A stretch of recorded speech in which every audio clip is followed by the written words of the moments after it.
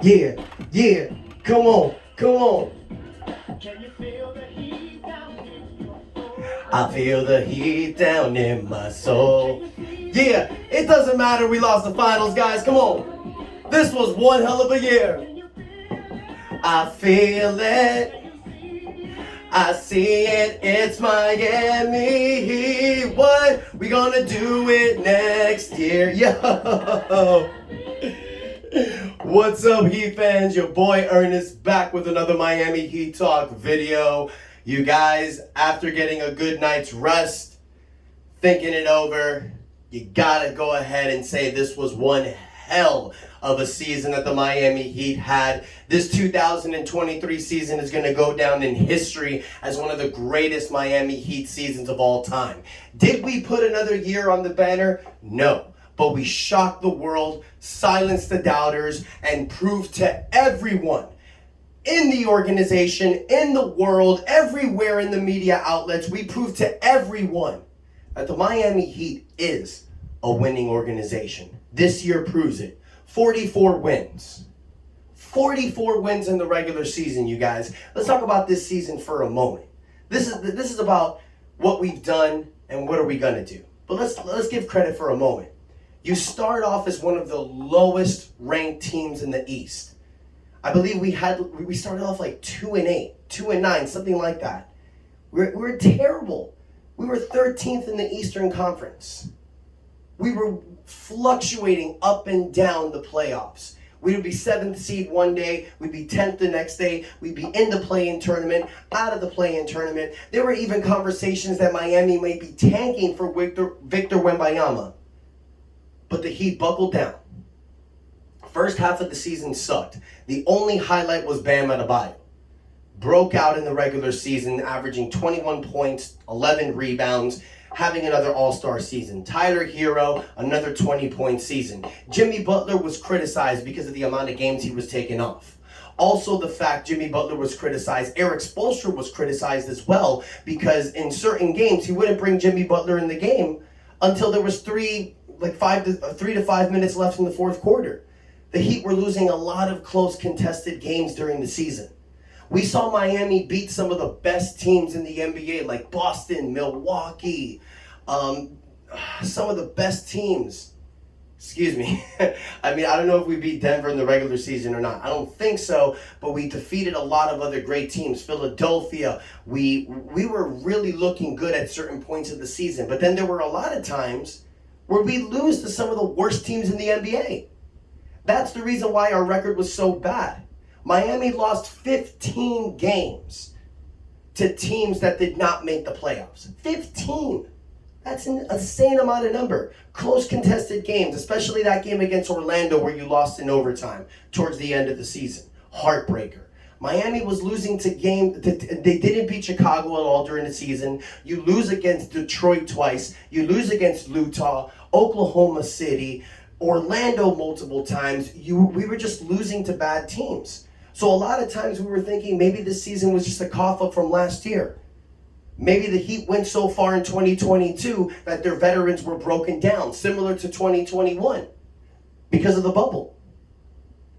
So that's where a lot of people were thinking. So maybe cash out this season, go to 2024, fully revamped, and push it. So what were we thinking? Draft position. The Heat couldn't get the 6th seed.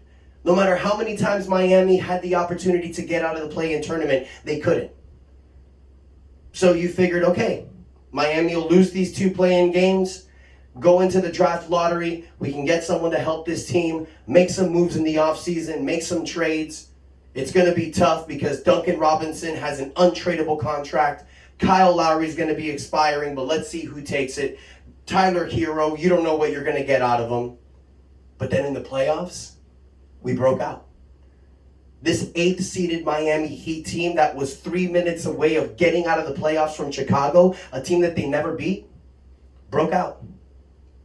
Went to the NBA Finals. And here we are. I know you guys didn't need the history, but for whoever watches this channel that didn't know what the Heat did all season, there you go. We scratched, we fought, we clawed our way to the top. Everyone doubted us. Even our fans, even Heat fans doubted this team this season. The players didn't. They pushed through. But here's the fact. We lost the NBA Finals. So what does that mean? In the 2023 offseason, Miami do need to make some changes. It's obvious what this Miami Heat team needs. If you watch the playoffs, Miami Heat lacks size. Bam Adebayo was your only true center out there. You had Cody Zeller as a backup, Omar Yurtseven, but these guys can't really do anything. Cody Zeller played 1 minute yesterday in the finals. He was a -5. Miami needs somebody that can help Bam Adebayo in the front court, especially when he's not out there. A Brook Lopez might be someone to keep an eye on, who's a free agent. Now, Miami can't afford him because we are over the luxury tax. Miami can't just go and sign a star. We got to make it work through a trade. Because if you look at the numbers, you guys, Jimmy Butler's going to bump up to $45 million. Bam Adebayo makes 32. Kyle Lowry makes 29. Tyler Hero's contract bumps up from $5 million to $27 million. And let's not forget about Duncan Robinson's $18 million contract. So Miami Heat are over the luxury tax. So you can't just go and sign a player. So if you need to bring another star to this team, you got to make it work through a trade. The great thing about the Miami Heat is that we do have tradable contracts. We really do. You have Tyler Hero. You have Kyle Lowry, who's expiring. You have Duncan Robinson. Duncan Robinson's making $18 million. It's not max money in today's NBA. And for what Duncan Robinson did in the playoffs, he proved that he can be a viable player for a lot of other teams. I prefer that we keep him, especially with the way he's improved this game. He could get better. But that's not for me to say. That's for Pat Riley to say. Now, you also have Caleb Martin, who's making $7 million. That's a very tradable contract. The reason why I'm mentioning this, you guys, is because it's obvious that the Miami Heat also need another upgrade, and that's scoring. Yesterday in the fourth quarter, the Miami Heat were at 76 to 79 against Denver, and we could not score for 4 to 5 minutes. They would give Jimmy Butler the ball in isolation and see what would happen. Bam Adebayo's hit and miss. You got Caleb Martin, Max Strus, Gabe Vincent, Kyle Lowry, Duncan Robinson. You don't know whose night it's going to be. That's a benefit, but that's also a disadvantage against a team like Denver that we saw. So you need a guy who you can give the ball to and say, go get a bucket. Now, normally that's Tyler Hero. But from we've seen the last few seasons, Tyler Hero's just, he can't, I'm not going to say he's injury prone, but history shows he hasn't been able to be available, especially the last 2 years. Maybe Tyler Hero's not the best fit for this team. Tyler Hero is the biggest trade chip that we have. He's 23 years old. He's making $27 million. He's not making ridiculous $50 million like Damian Lillard, 45, excuse me. So if I'm the Miami Heat, the biggest rumor that's going on out there, we've all talked about it, Damian Lillard from the Portland Trail Blazers. He's making $45 million. He's an all-NBA player. He has a great relationship with Bam Adebayo. He just recently came out publicly and said he would love to join the Miami Heat, but he would not come to the Miami Heat if we won a championship. Ding, ding, ding. We didn't win a championship.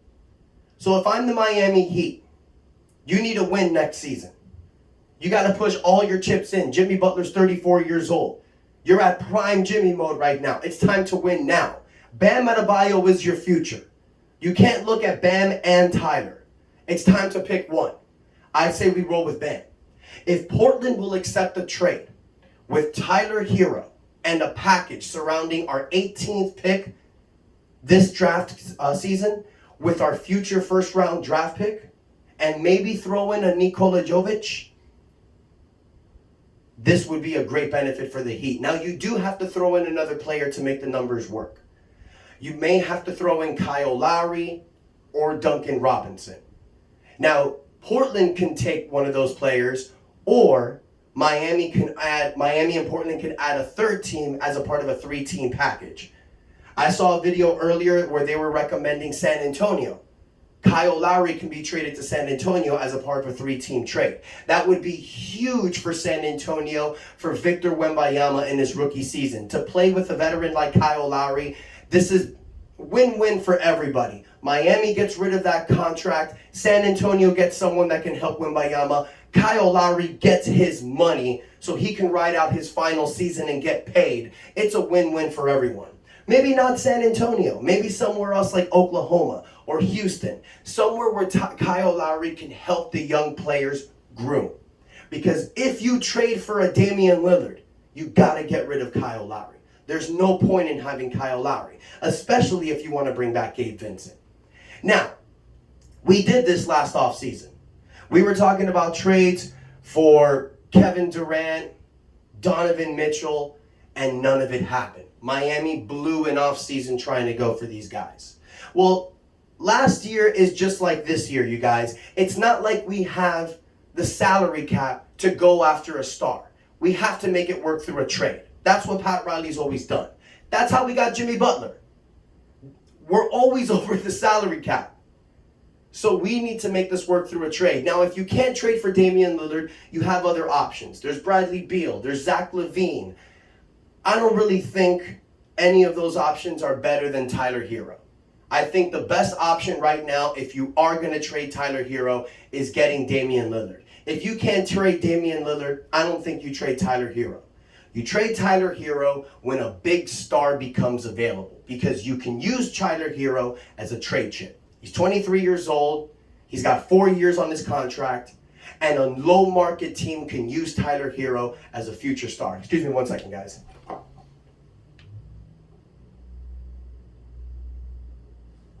Sorry about that. Anyways, so I think Miami's biggest trade chip right now is Tyler Hero. Now, other options we got to talk about. You have a lot of players on this team that are going to be free agents as well. Gabe Vincent, Max Strus, Kevin Love, Cody Zeller. You have several players, Omar Yurtseven. You have several players that are going to be free agents. Now, Udonis Haslem, that is a roster spot that we're going to have. He is retiring after this offseason. Sucks because you wanted to get the ring for the OG, but it just didn't work out. But you are going to have a few roster spots. Now, I think bringing back Gabe Vincent, Max Strus, and Kevin Love is definitely something we should consider doing. We have bird rights for all three players, so we can go over the salary cap to bring all three back. This is a decision for Mickey Arison, though, because since we are over the luxury tax, by bringing these players back, you're not just paying them their contract. You're also paying them You're also paying the NBA the tax penalty that comes in with their contract, and that's going to be a huge penalty for Mickey Arison. But like we've seen in the past, and like we've heard in the past, Mickey Arison will spend if it's for a championship team. We prove that we are a championship team. And to be honest with you guys, I could give 3 shits about what an owner has to spend. You're a millionaire, you're the owner of this team's a winner, spend the money. Do what you gotta do. Now, Cody Zeller, don't bring him back. No, you need to get someone in the offseason that's better. Now, the Miami Heat, I don't think they're gonna have their mid-level exception because we're over the luxury tax. We will have a biannual exception. I believe it's anywhere from $4 to $5 million. I believe that you can convince a big to come down here. The weather's beautiful. We're a championship contender. There's no state income taxes, so you're going to get a lot of your money back. I think we can convince somebody to come down here for less money to win a championship, but you got to go after a big. We will be cutting another episode about possible free agents to bring into this team. But right now, I just want to talk about specifics on what I feel this team needs. I do feel it's beneficial to bring back Kevin Love. I love Kevin Love in this lineup. Maybe not starting. Maybe coming off the bench next year. Maybe helping young players develop. You know, we're not going to have Haslem next year. So having a veteran presence like Kevin Love, it'll be big. Especially if we trade Kyle Lowry. Jimmy Butler is not really that voice. I think Kevin Love, when he was inserted this season, was a big part of this team, not just on the court, but off the court. I'd love to see Kevin Love stay. Now, the big question is Gabe Vincent and Max Strus. You don't know what type of salary they're going to command. Now, we do have the benefit of having no state income taxes, so we can sell them on that. I have heard that Gabe Vincent and Max Strus can command anywhere from $7 to $15 million a year. Gabe Vincent, I'm willing to pay a little bit. If you get Damian Lillard, though, that's the thing. We need to figure out what's going to happen with Dame, because if you pay Gabe Vincent all that money and then you trade for Damian Lillard, Gabe Vincent's the backup point guard, which is fine, but the way that he could possibly be paid is starting money. Max Strus, I would love Max Strus to take a contract like Gabe Vincent, like Caleb Martin, 3 years, $20 million. I think he might get more from another organization. However, a lot of these organizations have seen that bad contracts have been thrown. And I believe a lot of organizations are going to see Gabe Vincent and Max Strus for what they truly are. Great Miami Heat players. I feel a lot of organizations feel if they overpay these guys, they're not going to get that value back. So this is something Miami may have as a selling point. If we can talk Max Strus into a 3-year, $20 million, Gabe Vincent, 3 years, $30 million, I'm cool with that. I'm really cool with that. But I feel these guys are going to try to get Austin Reeves money. 4 years, $60 to $80 million. I really feel like their agents are going to push for that, especially in today's NBA market, which sucks, but that's just reality. And one more topic I want to throw out there, Duncan Robinson. I talked a little bit about him, but that is somebody who I feel hit or miss about. I think we should keep Duncan Robinson, especially if you're trading for Damian Lillard. I think Duncan Robinson would be amazing with Damian Lillard starting in the backcourt. Now, keeping Duncan Robinson is all based on Max Strus. If you let Max Strus walk, you need a three-point specialist like Duncan Robinson. But if you keep Strus, I feel you have to pick for either or. That's just my opinion.